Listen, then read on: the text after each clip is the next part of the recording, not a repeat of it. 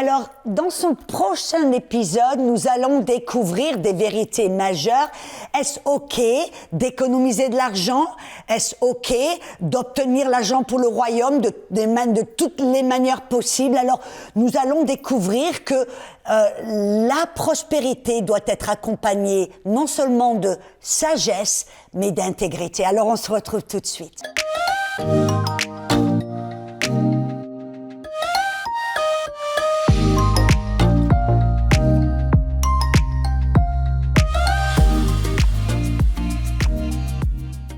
Bonjour et bienvenue à la zone Rafa, je suis Audrey Mac, une zone de guérison pour toi, spécialement, je sais, je reçois des emails très souvent de personnes qui ont besoin de guérison, mais pas seulement physiquement, mais aussi dans leurs relations, au boulot et dans leurs finances. Alors, c'est pour cela que j'ai choisi de parler de ce sujet, un sujet qui des fois est un peu tabou, Dieu et l'argent. Mais nous avons ces dernières émissions, nous avons parlé de la fondation majeure. Bien sûr, on a découvert que la prospérité est la volonté de Dieu. La pauvreté n'est pas une vertu. Amen. On a parlé de ça en profondeur. Mais maintenant, nous parlons de cette fondation qui va nous permettre et qui va permettre à Dieu de nous bénir, de nous multiplier, de nous faire progresser comme c'était le plan de Dieu dès le début. Il a mis l'homme dans le jardin, il lui a tout donné, il lui a donné un commandement. Multiplie, amen, remplis, assujettis, domine. Et c'est notre plan aussi, c'est le plan que Dieu a pour ta vie. Dieu veut que tu multiplies, que tu grandisses, que tu sois béni afin de pouvoir remplir la terre de son amour, de sa gloire. Et donc, on a vu aussi la mission de la prospérité, c'est que Dieu puisse remplir la terre de son amour, de sa bonté, de refléter sa nature divine, qui est une nature qui aime donner, car Dieu a tant aimé le monde. Et pour que toi et moi puissions donner, on doit d'abord être bénis. On a parlé, afin de pouvoir être béni, l'importante vérité, c'est d'avoir un cœur qui est prêt, disposé, un cœur sain et prospère, qui peut gérer l'argent, qui peut gérer cette prospérité et qui peut commencer à donner cette attitude de générosité. Et aujourd'hui, on a vu, bien sûr, les deux clés, la sagesse, un cœur reconnaissant, ce sont des vérités majeures, importantes et impératives pour développer un cœur prospère, un cœur qui peut gérer la prospérité et l'argent. C'est un cœur qui est reconnaissant. Un cœur qui recherche Dieu avant toute autre chose. Je répète ces vérités, même si vous les avez déjà entendues. Amen, pour vraiment les ancrer dans notre cœur, qu'on puisse vraiment voir, c'est pas simplement prospérer et en avoir plus, mais c'est vraiment avoir un cœur qui recherche Dieu et sa volonté avant toute autre chose. Et vous savez que Dieu nous a avertis du danger, non pas du danger de l'argent, mais du danger une affection et un amour un peu malsain pour l'argent. Et c'est là où certaines personnes ont eu des problèmes. C'est que leur priorité n'était pas bien dans le bon ordre. Ils n'ont pas mis Dieu avant l'argent, ils ont mis l'argent avant Dieu. Et c'est là où les choses commencent à tourner mal. Et c'est pour ça que je passe du temps sur la condition de notre cœur. Et on a vu Hébreux 13, 5, et je vais répéter ce verset. Hébreux 13, 5 nous dit « Ne vous livrez pas à l'amour de l'argent, que votre conduite soit sans avarice, étant contente de ce que vous avez présentement, car lui-même a dit « Je ne te laisserai pas, je ne t'abandonnerai pas. » C'est une vérité. Dieu est pour nous, il veut nous bénir, nous aider, et il va fournir ce dont on a besoin, nous donner ce dont on a besoin.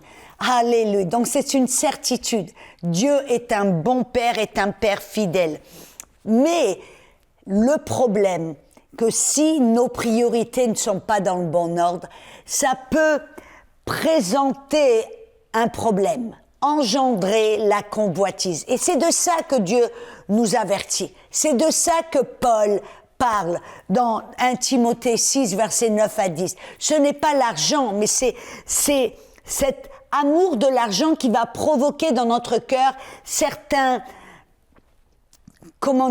attitudes envers l'argent ou envers les autres. Et c'est ce qui pose un problème. Je vais lire ce verset, un verset qui a souvent été utilisé contre le message de la prospérité. 1 Timothée 6, j'ai dit, versets 9 et 10. Mais ceux qui veulent s'enrichir tombent dans la tentation. Et peut-être tu me dis, mais Audrey, tu nous as dit déjà, il y a comme une contradiction, tu nous as dit qu'on devrait vouloir prospérer, qu'on devrait vouloir multiplier, que c'est un bon désir. Non, là, ce dont je parle, c'est on recherche premièrement à s'enrichir. On ne recherche pas Dieu, c'est pour ça que je passe tellement de temps sur l'attitude de notre cœur. C'est ceux qui veulent s'enrichir, eux tombent dans la tentation, dans le piège, dans beaucoup de désirs insensés et pernicieux, qui plongent les hommes dans la ruine et la perdition, car l'amour de l'argent est une racine de tous les maux. Et quelques-uns, en étant possédés, se sont égarés loin de la foi et se sont jetés eux-mêmes dans bien des tourments. Donc, nous voyons une fois de plus les priorités. Dieu, on recherche Dieu. On recherche sa volonté, on recherche sa façon de faire les choses, on recherche sa parole, on recherche sa sagesse. On est content avec ce que l'on a parce que notre regard est sur Dieu. On est reconnaissant pour ce qu'il nous a déjà donné. On fixe notre regard sur là. Et notre désir, nos priorités, notre priorité numéro 1, notre désir numéro 1, ce n'est pas de nous enrichir, mais c'est d'être plus comme Dieu, de vouloir à faire sa volonté, accomplir sa mission. Voyez? Et là, la chose à laquelle il parle, c'est que il dit qu'on peut tomber dans certains pièges. De quel piège s'agit-il? Amen. Quand on commence à rechercher l'argent avant de rechercher Dieu, il se passe quelque chose dans notre cœur et je voudrais y toucher légèrement. Que tout d'un coup, on peut commencer à faire les choses d'une manière malhonnête. Dans Jérémie 6,13, le prophète nous dit « Car depuis le plus petit jusqu'au plus grand, tous sont avides de gain. Depuis le prophète jusqu'au sacrificateur, tous usent de tromperie. » C'est dans la Louis II. Ce que la Bible nous enseigne, c'est quand tout d'un coup, on commence à vraiment rechercher l'argent et à faire de l'argent notre priorité numéro 1, qu'on tombe dans ce genre de piège, on commence à faire les choses d'une manière malhonnête, parce qu'après tout, on en veut plus. Et la parole avide de gain, c'est la parole batsa en hébreu, qui veut dire pillage par gain, généralement injuste et malhonnête. Et vous savez, souvent, cela s'est fait dans certaines églises, où tout d'un coup, parce il en faut plus, on a besoin de plus, c'est facile tout d'un coup de tomber dans des choses un peu malhonnêtes, de commencer à faire les choses d'une manière qui ne sont pas intègres, qui ne sont pas justes, ou d'essayer de trouver des tournants et comment on appelle ça, des chemins un peu plus courts pour arriver à obtenir l'argent. Et je veux vraiment lancer un avertissement de toujours chercher l'intégrité, de toujours chercher la justice de Dieu, la façon que Dieu fait les choses et de pas adopter les méthodes et les manières du monde. Et souvent, pour justifier le gain ou justifier la cause, on fait les choses d'une manière malhonnête. Et savez-vous que la Bible en parle? Dans Jérémie 6,13, c'est le même verset, mais dans la Darby, il dit « Depuis le plus petit jusqu'au grand, ils sont tous adonnés au gain déshonnête, et depuis le prophète jusqu'au sacrificateur, tous use de fausseté. Vous voyez, on peut avoir une bonne raison, mais c'est pour l'évangile, mais c'est pour sauver les âmes, mais c'est pour grandir l'église, mais pour attirer les gens à l'église. Vous voyez, on peut avoir le but qui est bon, mais il faut faire attention de ne pas utiliser les méthodes du monde ou des manières déshonnêtes qui manquent d'intégrité ou d'une façon fausse pour amener l'argent, que ce soit dans votre vie ou dans l'église. J'envoie un avertissement aux pasteurs. Si vous êtes leader spirituel, je veux vous envoyer un avertissement. Même si la cause est bonne, même si le but est bon, le moyen doit toujours être bon. La manière de faire les choses. Nous devons être des personnes honnêtes, intègres, qui utilisent des moyens d'intégrité. Je ne peux pas vous dire le nombre de fois où j'ai vu des pasteurs ou des leaders ou des chefs de ministère qui ont utilisé la tromperie, comme par exemple, voyez, vous m'envoyez et je veux dévoiler certaines choses. Des chefs de ministère qui ont utilisé en disant si vous donnez 1 000 € ou 1 000 $ dans mon ministère, je vais vous envoyer une prière, ou je vais faire ceci pour vous, ou Dieu va vous guérir. Ça, ce n'est pas la manière de faire. Ça, c'est malhonnête. Ça, c'est de la tromperie. Ça, c'est de la fausseté. Ou alors, bref, vous savez, et qu'est-ce qui s'est passé? Parce que certains dans le ministère ont usé de malhonnêteté, de tromperie, ou ont utilisé des méthodes qui n'étaient pas intègres. Très souvent, les gens ont, comme je l'ai dit souvent, jeté le bébé avec l'eau du bain, en disant tout cela je donne plus, je ne sème plus dans l'église, ou ce message de prospérité on le jette parce que voilà, il y a certains qui ont fait ceci, il y a certains qui ont fait cela. Donc je veux dévoiler, ce n'est pas simplement obtenir de l'argent dans le ministère pour avancer l'évangile, mais la manière de l'obtenir est primordiale. Nous devons être des personnes honnêtes, authentiques, qui utilisent des méthodes intègres. Pourquoi? Parce que tout ce que nous faisons et comme nous le faisons va refléter la nature de Dieu ou va répulser certains de ce message de la prospérité. Complètement. Et certains ont adopté la pauvreté ou ont refusé la prospérité qui peut faire avancer l'évangile parce que certains ont utilisé des méthodes malhonnêtes ou ont utilisé de la manipulation pour essayer de faire sortir l'argent de la poche des gens. Mes amis, restons dans l'honnêteté et l'intégrité. Dieu et mettons notre confiance en Dieu. Il y en a certains aussi qui ont utilisé les méthodes du monde, du marketing et des choses comme cela pour essayer de faire avancer l'évangile. Dieu n'a pas besoin d'utiliser les méthodes mondaines pour prospérer son Église ou les leaders, les ministères qu'il a appelés lui-même. Si Dieu a appelé un ministère, Dieu est assez grand pour prospérer ce ministère. Nous n'avons pas besoin d'utiliser certaines méthodes de marketing pour essayer que les gens donnent de plus en plus. J'espère que c'est clair et c'est quelque chose qui, je pense, est important de le dire. Amen. Amen ou oh non. Alléluia. Amen, amen. Un autre problème qui peut dans laquelle j'aimerais parler, parce que des fois, il y a aussi un petit peu une contradiction où les gens se disent, on doit tout donner et on ne doit pas économiser. Il y a ce concept que économiser, avoir un compte bancaire pour économiser, c'est quelque chose qui est contre l'évangile. Donc, répondons à cette question. Il y a un passage dans la Bible, dans Luc 12, versets 15 à 21, qui je pense serait bien de l'adresser et d'en parler. C'est le passage où Jésus, Luc 12, parle d'un homme qui a économisé et économisé et économisé.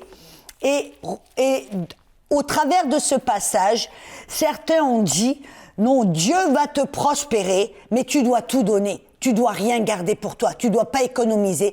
Tu ne peux pas économiser pour ta retraite. Tu ne peux pas économiser pour quoi que ce soit. Tu dois toujours tout donner. Sinon, tu es dans l'avidité ou peu importe. Regardons ce passage et restons dans l'équilibre. Amen. Parce que souvent, nous prenons des versets que nous ne comprenons pas bien ou dans le contexte et on fait dire à Jésus des choses qu'il n'a pas dit. Amen. Donc, lisons ce verset, Luc 12. Ah, je suis dans Marc, excusez-moi. Je tourne les pages dans Luc 12, dans le verset 15 à 21. Alléluia. Puis il leur dit, et c'est Jésus qui parle, « Gardez-vous avec soin de toute avarice, car la vie d'un homme ne dépend pas de ses biens, fût-il dans l'abondance. » Et il leur dit cette parabole. Et vous savez qu'une parabole, c'est une histoire que Jésus a inventée pour amener un point précis et illustrer une vérité spéciale. Il dit, les terres d'un homme riche avaient beaucoup rapporté et il raisonnait en lui-même disant, que ferai-je? Car je n'ai pas de place pour serrer ma récolte. Voilà, dit-il, ce que je ferai. J'abattrai mes greniers, j'en bâtirai de plus grands, j'y amasserai toute ma récolte et tous mes biens, et je dirai à mon âme, oh mon âme, tu as beaucoup de biens en réserve pour plusieurs années. Repose-toi, mange, bois et réjouis-toi. Mais Dieu lui dit, insensé, cette nuit même ton âme te sera redemandée, et ce que tu as préparé, pour qui sera-t-il? Il en est ainsi de celui qui amasse des trésors pour lui-même et qui n'est pas riche pour Dieu. Alors, de quoi est-ce que Jésus parle là? Est-ce qu'il dit que on ne peut pas avoir de compte bancaire, de savings, on ne peut pas avoir un compte pour la retraite, on ne peut pas avoir de l'argent de côté, on doit tout donner. Regardons ce que Jésus dit. Le problème là, ce n'était pas d'économiser, mais le problème c'est que cet homme était ce qu'on appelle égoïste et égocentriste. Il n'avait pas un cœur pour Dieu ou un cœur pour les autres. Il s'aimait lui-même tellement qu'il a économisé tout pour lui-même. Il n'était pas bon en bonnes œuvres. Il n'était pas bon envers Dieu. Il s'est dit, je vais bâtir des greniers encore plus grands pour amasser tout pour moi-même afin de me reposer, de rien faire, et voilà. Et donc ce que Jésus disait là, et vous avez remarqué, dans ce passage, cet homme, c'était beaucoup du je, du moi, du moi-même, mon et ma. Amen. Ça montrait qu'il était égocentriste, centré sur lui-même, et tout ce qu'il faisait, ce n'était pas pour Dieu ou pour les autres, mais c'était pour lui-même. Mais dans ce passage, ça ne voulait pas dire que Jésus était contre quelqu'un qui avait des économies. Jésus n'était pas contre quelqu'un qui gardait de l'argent de côté pour plus tard. Vous voyez, en d'autres, on voit dans la Bible, au contraire, que dans le livre des Proverbes, Dieu félicitait la fourmi. Et il a dit la fourmi dans Proverbe 6, versets 6 à 8, « Regarde la fourmi, va vers la fourmi paresseux, considère ses voies et deviens sage. Elle n'a ni chef, ni inspecteur et ni maître, mais elle prépare en été sa nourriture, elle amasse pendant la moisson de quoi manger pour l'hiver. » En d'autres mots, le livre des Proverbes félicite la fourmi. Pourquoi? Parce qu'elle amasse, elle fait des réserves pour le futur. Donc, Dieu n'est pas contre quelqu'un qui met de côté pour le futur ou pour un problème quelconque. Non, il appelle ça la sagesse. Et il félicite quelqu'un qui pense pour le futur. Mais la chose pour laquelle Jésus, ce qu'il soulignait et ce qu'il montrait, c'était le cœur de quelqu'un qui ne pensait qu'à soi-même et qui n'était pas généreux en bonnes œuvres, qui ne partageait pas ses biens avec les autres, qui n'était pas généreux et aider les autres. Vous voyez la différence? Parce que souvent, on peut aller d'un excès à un autre. On dit, oui, il faut tout donner, il faut rien garder pour soi-même. Ou alors il y a ceux qui disent non, je vais rien donner, je vais tout garder pour moi-même. Là, Jésus et Dieu nous montrent que nous devons faire preuve d'un équilibre. Ça s'appelle la sagesse. Où oui, on croit en Dieu pour la prospérité, il veut nous bénir, il veut nous multiplier, il veut nous prospérer. Mais aussi, afin que l'on puisse accomplir sa mission, faire de bonnes œuvres, aider les autres, aimer les autres, partager ce que l'on a. Mais pour ceci dit, ça ne veut pas dire que Dieu est contre que l'on puisse aussi avoir un compte bancaire de réserve, avoir économisé pour peut-être un problème futur, ou avoir une sagesse pour économiser pour notre retraite. Cela s'appelle la sagesse. Vous voyez l'équilibre. Alléluia. Et vous savez que cette personne dont Jésus parlait, le comportement et la condition de son cœur, c'était garder, économiser et garder tout pour soi-même. Vous savez que ce genre comment il appelle cela?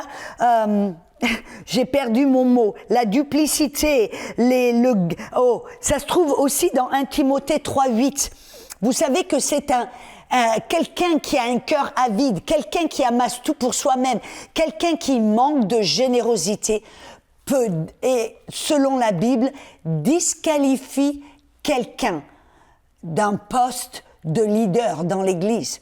1 Timothée 3:8, écoute ce que ça dit. Les diacres aussi doivent être honnêtes. Voyez, ça souligne ce que j'ai dit auparavant, de faire les choses d'une manière honnête.